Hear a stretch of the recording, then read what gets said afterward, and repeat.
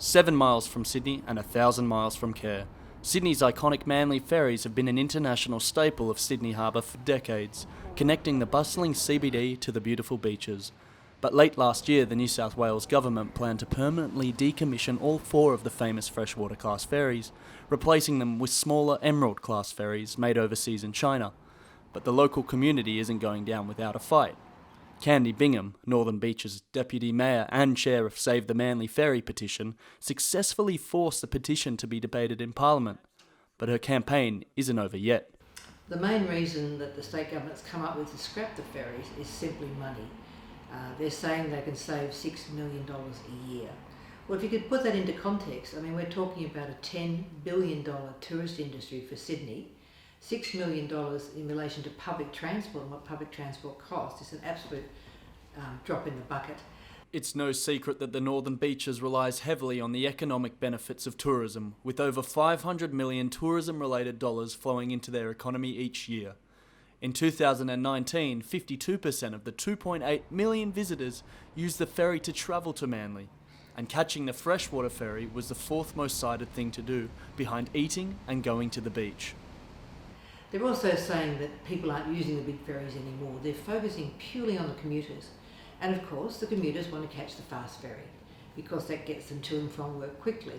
But if you look at the data, 4.4 million people actually chose to take the slow ferry in 2019. They could have taken the fast ferry, but they wanted the slow ferry experience. The rollout of the new Emerald class has been delayed as there have been several concerns regarding the structural capability of the new fleet. They've discovered that these cheap ferries that were built in China have 80 defects. Every window has to be replaced. There's concerns with the engine pumps. The list just goes on. And of course they weren't designed for the route across the heads. That is what the Manly ferry is all about. So they're trying to reinforce the bows so they'll be strong enough to get through the heads. The marine experts that I've spoken to are simply not confident that it's going to work. And as I say, they're already finding that they have major issues and they're not even on the harbour yet.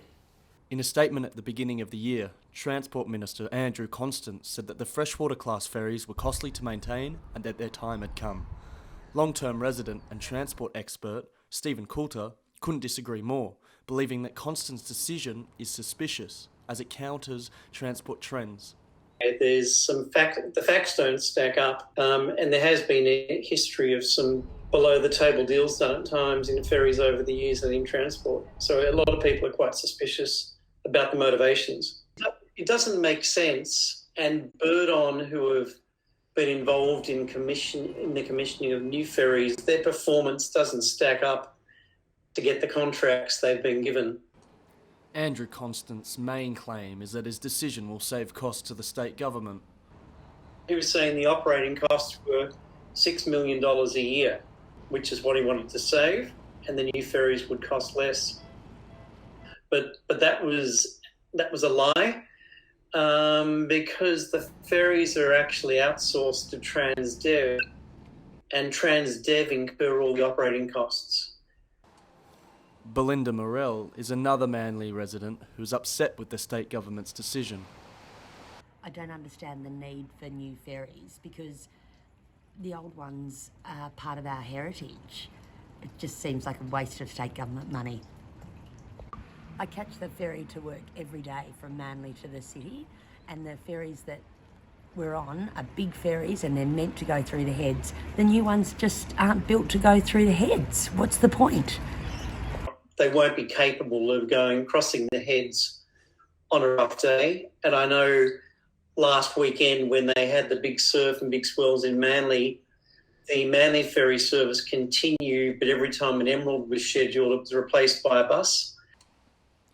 The Save the Manly Ferry petition has now been taken to Supreme Court in hope that it will be able to retain all 4 of the freshwater class. But at this stage, the continuation of the historic Manly Ferry is up in the air.